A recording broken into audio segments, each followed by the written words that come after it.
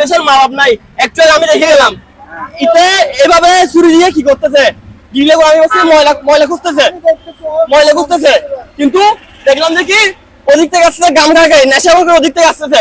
এখন এদিকে আসে পুরো গ্রিলটা তুলে ফেলতেছে। গ্রিলটা একটু দেখেন, এদিকে আসেন এই গ্রিলটা একটু দেখান। এই দেশের আসলে মা বাপ নাই বললে চলে। এটা কি খুব কম দামি জিনিস? এই যে এটা দেখেন পুরোটাই একদম গোড়া থেকে তুলে ফেলছে। এই যে এত সুন্দর ফ্লাইওভারের ওই গ্রিলগুলো, এগুলো উঠে কেমনে?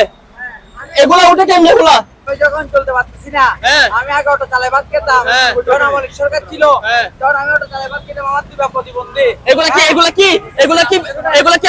তুমি ভাত খাওয়ার জন্য দিছে? তুমি এগুলা বিক্রি করে ভাত খাবা, তুমি গাম খাবা, এই জন্য এগুলো দিছে? তুমি গাম খাইছো কেন?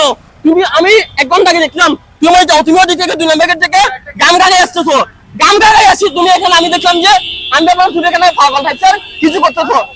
তোমার এর আগের ভিডিও আমার কাছে আছে, তুমি যে এগুলো তুলতেছো এগুলোর ভিডিও আমার কাছে, আমি অনেক আগে থেকে ফুটেজ করছি। আমি ওদিকে একটা মানবিক কাজ দিলাম, যার কারণে তোমাকে আমি দেখতে পারি না। এগুলো কি হ্যাঁ আচ্ছা ঠিক আছে ভাইয়া, এগুলো নিয়ে এই ভাই এটা পুলিশের কাছে নিয়ে যান। এটা ধরেন, ওই পুলিশের কাছে আছেন, পুলিশের কাছে যান, ওইদিকে পুলিশের কাছে যান। আসো।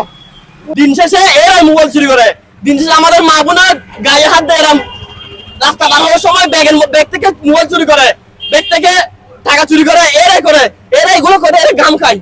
আপনারা একটু বের করবেন না, একটু জায়গা দেন। আমি 30 মিনিট আগে দেখলাম যে ও এদিক থেকে গাম খাইয়ে যাচ্ছে, বুঝছেন? এখন গাম খাইয়ে যাওয়ার পরেও দিকে যাই, আমার কাছে ভিডিও ফুটেজ আছে, আস্তে আস্তে গ্রিলের মানে মুখ থেকে তুলতেছে।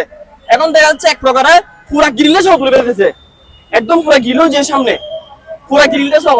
এখন এই যে গাম খাই জিনিস আছে এগুলো আমাদের রাষ্ট্র সম্পদ, আমাদের সম্পদ, এটা আমার দেশ, এটা চিকন আমার দেশ, এটা দেখা আমার দেশ। কিন্তু এই যে এখন জিনিসটা বলে কি এর পা নাই, এর পায়ে ব্যথা, যার কারণে পাতকে অর্জন নাকি এগুলো চুরি করতেছে। এটা এখন এটা আপনারা একটু সমাধান দিবেন, আমরা আপনাদের কাছে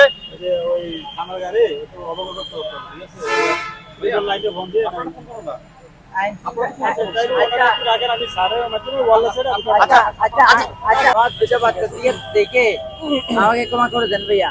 বাংলার মানুষ আমরা এই দেশকে গড়ে তুলছি কি কারণে? আমাদের নিজের জীবন বাজি রেখে মানুষের জন্য, দেশের জন্য আমরা কি লড়াই করছি, ঠিক আছে? এখন তোমরা যদি এগুলা করো, তুমি গাম খাও, রাস্তাঘাটে চলবা, তোমার মতো বকাটা ছেলে এরকম আরো অনেকজন আছে, ঠিক আছে? তোমরা যদি এগুলা করো, তোমাদের বিচার করতে চাইলে তোমরা কি করবা যে ব্লেড মেরে দিবা। আমি এরকম দেখছি তো অ্যাভেলেবল, চেক করো, ব্লেড ছিল। এখন আমরা আইনের আওতায় নিয়ে যাবো ভাইয়া, আমার কথা সেটা। আমার দুটা বাচ্চার দিকে থেকে আমাকে সেই জায়গায় কথা ক্লিয়ার, ওরা আইনের আওতায় নিয়ে যাবো। আমার দুটা বাচ্চা দিয়ে থেকে আমাকে ক্ষমা করে দেন ভাইয়া। পা ধরো না, তুমি এখানে বসে থাকো, আমি এখানে বিক্রি করি, সবাই জানে ভাইয়া। তুমি এখানে বসে থাকো। হইলো কিছু করার না, হয়তো পেটের দায় করতেছি, কিন্তু মানুষের থেকে হাত পাতি 10 টাকা নিবা, ঠিক আছে? কিন্তু চুরি করে খাবা না। এটা চুরি হচ্ছে যে কি, চুরি হচ্ছে অনেক খারাপ। ভালো মানুষ কখনো চুরি করে না। 10 টাকা মানুষ আমার থেকে তুমি 20 টাকা চাও, 50 টাকা চাও, তুমি যে বলো আমি খাইতে পারি নাই, আমার 50 টাকা দেখেন, সবাই দিবে। তুমি দিবেন না? আপনারা আপনি দিবেন না, সবাই তোমারে দিবে। এই জায়গায় যারা আছে 10 টাকা করে 20 টাকা করে সবাই দিবে, আমাকে দিবে, ঠিক আছে? তুমি চুরিদারি করবা না, দয়া করে চুরিদারি করবা না। বলো যে আজকে থেকে আমি আর চুরি করবো না, আমি আর চুরি করবো না, আজকে আমি ফার্স্ট নামাজ কালাম পড়বো। আমাদের সম্পদ, আমার আপনার টাকা এগুলো করা।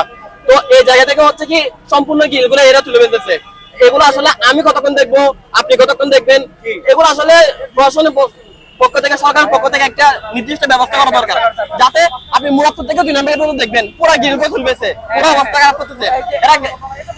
শুনেন, এদের মূল উদ্দেশ্য হচ্ছে কি এরা গিলগুলো চুরি করবে, বিক্রি করবে, এরপরে গাম খাবে, নেশা করবে, তারপর আপনি যাবেন আপনার পকেট থেকে মোবাইল চুরি করবে, আপনি বাসে মোবাইল টিপবেন, বাস থেকে মোবাইল টান দিবে। এগুলো সম্পূর্ণ এই যৌনৈতিক কাজগুলো এই জায়গায় কাজ। এরা এখন বলতেছে ক্ষমা চাইবে, এদের কিন্তু আপনি ফিটান, তারপরে কাজ হবে না। আপনি ফিটাইলেও এদেরকে কাজ হবে না। আজ জীবনে গাম খাবো না, আজ জীবনে গিল চুরি করবো না, আমি আজ জীবনে গাম খাবো না।